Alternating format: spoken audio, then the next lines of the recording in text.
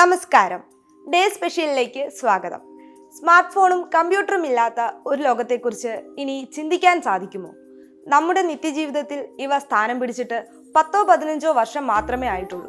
എങ്കിലും എന്തിനും ഏതിനും കമ്പ്യൂട്ടറും സ്മാർട്ട് ഫോണും വേണമെന്ന സ്ഥിതിയിലെത്തി കാര്യങ്ങൾ. രാവിലെ ഉറക്കമെഴുന്നേറ്റാൽ മുതൽ കിടന്നുറങ്ങുന്നതുവരെ ഓൺലൈൻ ലോകത്ത് സജീവമായിരിക്കും മിക്കവരും. Google, email, WhatsApp, Twitter, Facebook, Instagram, പട്ടിക ഇങ്ങനെ നീളും. എന്നാൽ കളിക്കാനും ആശയവിനിമയത്തിനും മാത്രമല്ല, പഠിക്കാനും തൊഴിലിനും ചികിത്സയ്ക്കുമെല്ലാം ഈ കമ്പ്യൂട്ടറുകൾ നിത്യജീവിതത്തിന്റെ ഭാഗമായി മാറിക്കഴിഞ്ഞു.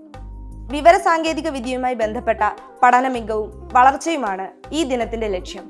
അതേപോലെ തന്നെ കമ്പ്യൂട്ടറിന്റെ സൈബർ ലോകത്തെ സുരക്ഷയുമായി ബന്ധപ്പെട്ടും ഒരു ദിനം ആചരിച്ചു വരുന്നു. അതാണ് നവംബർ 30 കമ്പ്യൂട്ടർ സുരക്ഷാ ദിനം.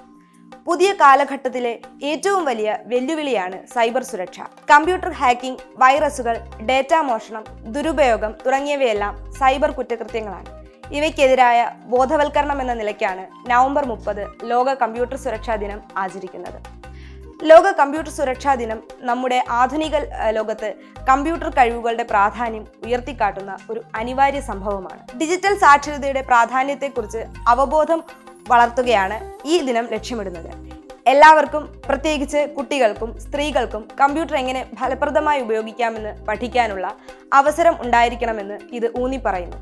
അങ്ങനെ ചെയ്യുന്നത് സാങ്കേതിക വിദ്യയിലേക്കുള്ള തുല്യ പ്രവേശനം പ്രോത്സാഹിപ്പിക്കുകയും ഡിജിറ്റൽ യുഗം സ്വീകരിക്കാൻ കമ്മ്യൂണിറ്റികളെ പ്രോത്സാഹിപ്പിക്കുകയും ചെയ്യുന്നു.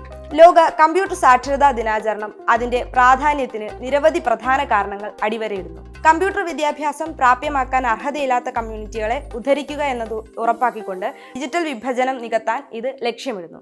ഇന്നത്തെ ഡേ സ്പെഷ്യൽ ഇവിടെ പൂർണ്ണമാവുന്നു. നന്ദി.